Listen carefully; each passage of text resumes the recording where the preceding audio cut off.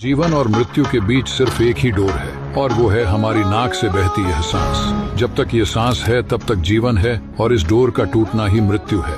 ये सांस अपने आप में अनेक रहस्य छिपाए हुए होती है, जिसका एक पूरा विज्ञान है। इसको स्वर विज्ञान कहा जाता है। इस विज्ञान के आधार से नाक में दोनों छिद्र में बहता श्वास स्वर कहलाता है।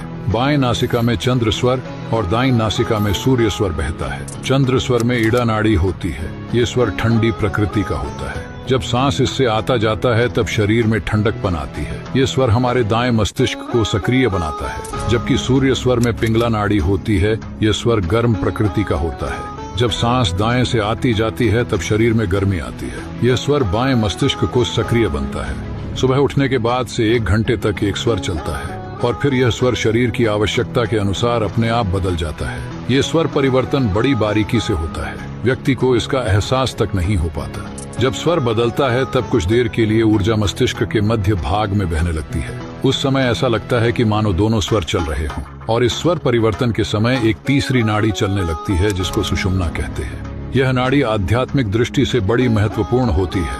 यह मध्य नाड़ी चक्रों में बहती ऊर्जा को ऊपर की तरफ लाती है। यह स्वर कुछ समय लगभग 3 से 4 मिनट के लिए ही होता है। जब यह स्वर चलता है तब व्यक्ति में हल्कापन और मन की शांति का अनुभव होने लगता है।